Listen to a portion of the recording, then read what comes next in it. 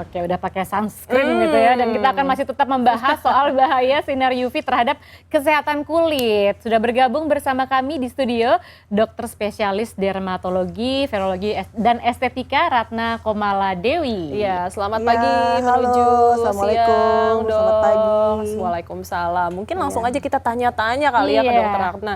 Iya. Mungkin sebenarnya kan kita tahu ya, sinar matahari yang membahayakan untuk kulit kita itu adalah ultraviolet. Betul. Dan kita tahu ada UVA dan UVB. UVB gitu. Boleh diberitahu dulu nggak sih sebenarnya bedanya apa sih, Dok? Ya, sebetulnya ultraviolet itu ada 3 ya. Ada UVA, UVB, dan UVC. Nah, namun yang sampai ke bumi ini, sampai ke kulit kita adalah UVA dan UVB. Nah, kita dari panjang gelombangnya. Ultraviolet A itu panjang gelombangnya itu yang paling panjang, sehingga dia masuk ke dermis atau dalam kulit kita. Iya. Itu sekitar dari 315 sampai 400 nanometer. Jadi dia tuh langsung masuk ke dalam dermis atau bagian tengah. Nah, kalau UVB itu panjang gelombangnya di bawahnya dari UVA. Nah, itu panjang gelombangnya sekitar dari 280 sampai 325 nanometer. Dia sampai di atas permukaan kulit kita. Nah, kalau UVC itu perbedaannya, nah dia tuh panjang gelombang pendek dari 100 sampai 280 nanometer. Sehingga dia tidak masuk karena kita juga ada ozon ya yang melapisi. Nah, tapi kan ozon sekarang ini kan juga udah mulai bolong ya. Jadi nah itu juga ditakutkan lagi bisa masuk ke dalam permukaan bumi kita. Iya, ini. kalau bicara soal yang Gitu. UV tadi kan ada indeksnya nih. Kita kalau Betul. bicara dilihat di HP, wah UV indeksnya lagi tinggi nih hari ini gitu. Sebenarnya untuk kadarnya seperti apa yang bisa ditoleransi oleh kulit manusia gitu. Nah, ya itu lagi kan kita kan memang harus waspada ya karena dari indeks tersebut ya kita ada parameter, ada namanya spektrofotometri seperti itu yang kita bisa ini. Nah, namun kita sebagai untuk penggunaan sehari-hari kita juga harus waspada dengan UVA itu karena juga membuat pertama tuh aging ya, penuaan dini gitu, aging yang paling utama dari UVA. Nah, kalau UVB itu kena sunburn, jadi burning, lebih ke terbakar seperti itu, harus diwaspadai. Nah, untuk itu memang diperlukannya itu yang tabir surya gitu untuk kita supaya kita nggak perlu mengukur lagi itu indeksnya, tapi kita harus proteksi gitu terhadap UV dan UVB. Apalagi itu. yang tadi sepanjang tahun sebenarnya bukan cuma sekarang ini aja, sangat Iya. panas. Sepanjang tahun Indonesia memang banget, panas betul. Ya, begitu. dan kita negara tropis ya, dan di ini khatulistiwa seperti itu. Oke, tadi kan kita juga sudah lihat ya liputannya Lia gitu kan tentang pemakaian sunscreen atau tabir surya. Ya, Nah, betul. sebenarnya selain sunscreen atau tabir surya, apalagi sih yang harus kita mungkin gunakan untuk melindungi dari sinar UV ini, Dok? Nah, mungkin kita bedakan dulu ya, namanya tabir surya itu kan ada 2 ya, Oke. sunscreen dan sunblock. Oh, ya. jadi itu beda. Beda. Aku pikir sama aja, boleh pakai sunscreen, boleh pakai sunblock gitu. Enggak nih. Ya, beda. Nah, kalau misalnya sunblock itu yang benar-benar dia melindungi kulit kita, jadi memblocking ya, makanya sunblock. Jadi sehingga terpantul gitu matahari ya secara refleksi sehingga tidak masuk ke kulit kita. Nah, kalau sunscreen itu masih ada yang terserap di kulit kita gitu. Namun kalau untuk kita make up sehari-hari seperti ini memang lebih bagus pakai sunscreen karena kan dia lebih ringan, dia lebih light, lebih nempel, dan kalau misalnya ada tambahan, misalnya mau tambahin foundation atau make up base lainnya itu lebih nempel. Kalau sunblock itu kan benar-benar nge-blocking, jadi kadang-kadang tuh terlalu pekat ya gitu. Nah, itu mungkin bisa untuk berenang ya, karena kan sunblock itu kita lebih ke water resistant gitu, yang lebih ke tahan air seperti itu. Kalau misalnya di tabir surya atau sunscreen atau sunblock tadi ada istilah SPF. Nah, itu bagaimana kita memahami SPF itu yang ada angka-angka biasanya 30, 50 plus begitu kan. Itu mana yang harus kita pakai pada saat apa gitu, Dok? Bisa penjelasannya enggak? Nah, ya, dan SPF itu kan yang untuk sun protecting factor terhadap sinar UVB ya, ultraviolet B. Nah, ada juga sebagai pelindungan kulit kita terhadap sinar UVA, itu PA. Kan kita suka lihat tuh PA plus plus ya, plus. itu untuk perlindungan terhadap UVA. Itu protection of grade UVA seperti itu. Nah, itu memang harus ada dua-duanya nih dalam produknya itu tersebut gitu. Nah, untuk nilai-nilai tersebut, nah untuk sehari-hari seperti kita mungkin dalam studio aja nggak perlu papar keluar, itu bisa SPF 30. Namun kita 30 sering sehari-hari. Ya, 50 biasanya sering terpapar sinar matahari. Nah, untuk mengetahui ketahanannya ya, itu kan lebih ke ketahanan terhadap matahari. Nah, misalnya nih untuk SPF 30 ya, kita kalikan dari 10 menit yang terpapar itu sudah merah gitu ya. Nah 30 kali 10 menit itu 300 ya, 300 menit itu dibagi 60 menit. Nah katakanlah berarti 5 jam gitu untuk pengulangan lagi seperti itu. Jadi harus tetap di reapply ya. Jadi namanya kalau udah 5 jam pakai lagi. Jangan males. Betul.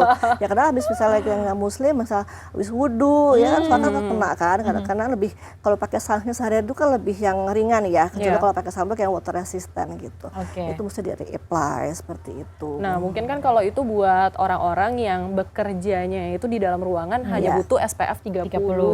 Tapi kalau misalnya untuk yang di outdoor itu butuh lebih dari 30. Ya 50 ya. Nah, 50 kali 10 kali 500 menit ya. Itu dibagi 60 jadi kan ketahanan sudah 8 jam kurang lebih. Tapi tetap aja harus di touch up lagi gitu, di reapply lagi. Nah kalau misalnya nih untuk orang-orang yang bekerjanya di luar ruangan, lalu sudah terkena sinar matahari itu cukup lama, apa sih yang harus dilakukan gitu ya? Dan mereka lupa nih pakai sunscreen gitu, preventifnya apa nih dok? Ya kalau cepat-cepat ya harus ya ini kan seperti kena sunburn itu kan juga membahayakan juga ya, karena kan itu kan eritema tuh kemerahan ya, perih gitu juga kan. Saya pun juga pernah, padahal saya udah pakai sunscreen ketika saya arung jeram gitu ya, pernah di suatu tempat di Filipina tuh saya langsung gosong, padahal saya udah pakai sunscreen gitu ya sampai itu, tapi tetap aja kemerahan. Nah itu kita harus memang punya preventif seperti kita punya salep yang khusus ya, salep yang untuk langsung mereduce gitu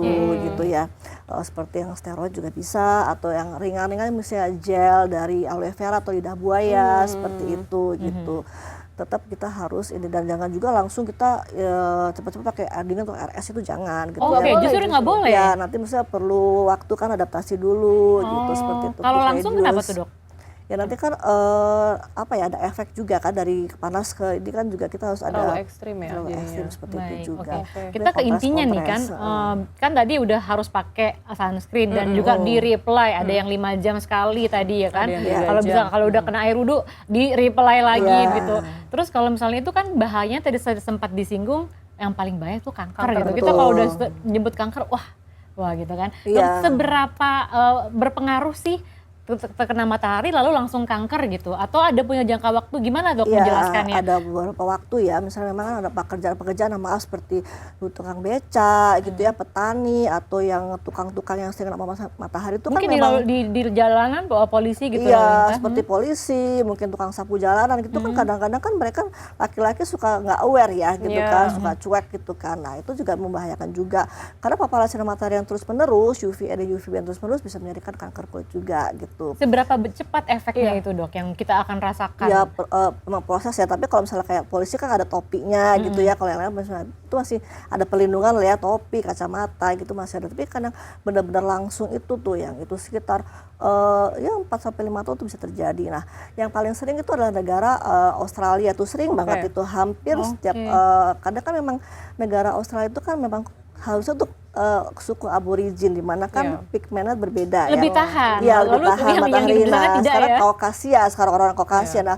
paling sering itu hampir ya, saya sering ke kongres di luar negeri gitu ya, sering ketemu juga teman-teman saya yang itu dermatologis juga itu juga pernah mengalami karsinoma sel basal gitu pada wajahnya, karena memang paparan matahari di sana yang memang tidak kuat untuk orang sel khas Kaukasia. Iya, jadi mereka tinggal di tempat yang seharusnya untuk kulit yang lebih tahan pada matahari gitu ya, dok ya. Aborigin. Nah, makanya saya suka, kenapa tuh ada jahitan gitu kan ya, kemarin saya habis operasi, saya kena karsinoma sel basal gitu ya, itu kan nama kankernya ya.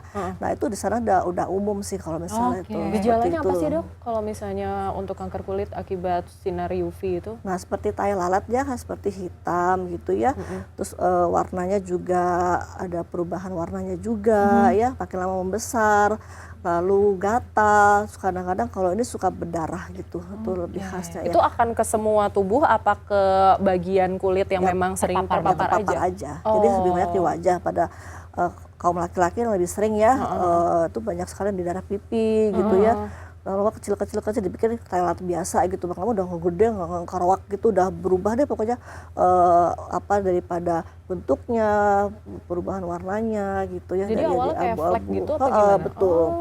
Memang lama-lama kan ringan ya, tumor ringan yang dinamakan keratosis seboroik ya, itu yang merupakan aging yang pertama kali muncul gitu karena papanya sinar matahari. Nah, lama-lama kalau misalnya menjadi kanker memang membesar seperti itu, terus diameter juga membesar, bentuknya juga udah berubah, warna berubah gitu, dan lama-lama sudah mengganggu kan. Oke, artinya itu kalau misalnya sudah ditemukan hal seperti itu, langsung ada ya, tindakannya dok ya, langsung konsultasi ke dokter dan diberi tindakan sesuai dengan apa yang dialami agar tidak menyebar begitu ya dok. Dan semoga tidak terjadi gitu, jadi kita harus pakai sunscreen setiap hari. Dulu, preventif dulu, jangan sampai sakit. Benar. Baik. Nah, itu perlu diwaspadai banget ya gitu, apalagi kan cuaca panas seperti ini, itu memang wajib itu hukumnya pokoknya, kemanapun bawa deh tuh sunscreen atau sunblock gitu. Oke, ini walaupun seru ya sebenarnya. Masih banyak yang bertanyain sebenarnya. Apalagi perempuan ini kan pecinta beauty world industry gitu, tapi sayang belum sekali lagi kanker mungkin takut juga kita keriput segala macam gitu kan. Iya, itu Oke, nanti kita lanjutkan lagi ya setelah ini ya, setelah dari studio. Baik, terima kasih ya Dokter Ratna sudah bergabung bersama kami di CNN Indonesia Today, udah berbagi ilmu tentang kesehatan kulit, terutama akibat sinar UV. Terima kasih dok. Selamat Selamat pagi. pagi.